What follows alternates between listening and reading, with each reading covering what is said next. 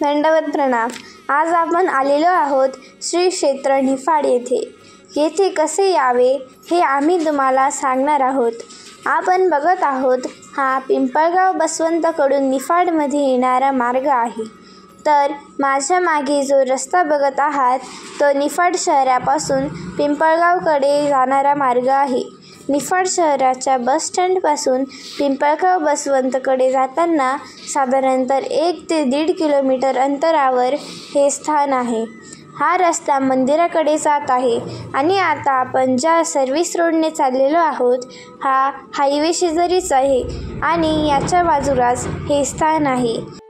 चला आता मी तुम्हाला श्री क्षेत्र निफाड याचे महात्म्य सांगते।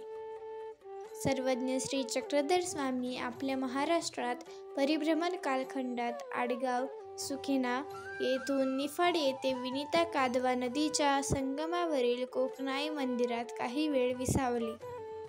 निफाड येथे स्वामींचा 3 दिवस मुक्काम होता। प्रमुख मंदिरात मुख्य स्थानासह 5 स्थाने आहेत। तेथे रामनाथाच्या मंदिरात स्वामींचे आसन होत असे। मंदिराच्या पश्चिमेस नदी पैलतीरी श्री स्वामी विहरणास जात असत व तेथेही कोकणादेवी मंदिराच्या सभामंडपात आसन होत असे। अशी एकूण निफाड येथे 7 स्थाने आहेत। येथून स्वामी पांढरी, श्रीवरे, नांदूरमधमेश्वर येथे गेले। हे मंदिर श्री दत्त मंदिर म्हणून प्रसिद्ध आहे। तसेच या मंदिरास स्वामींचे पाय लागल्यामुळे या मंदिराला चरणांकित मंदिर असेही म्हणतात।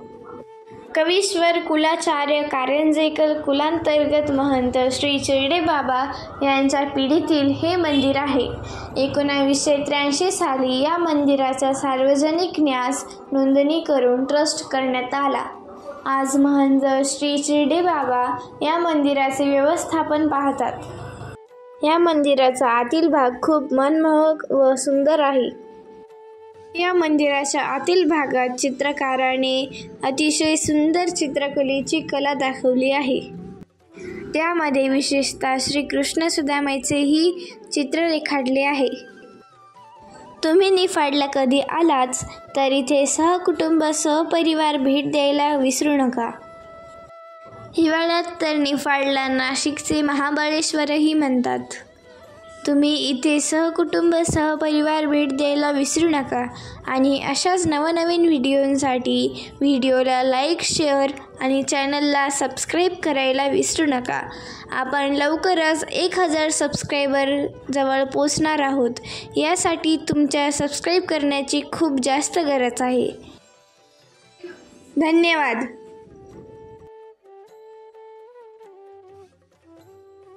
दंडवत प्रणाम।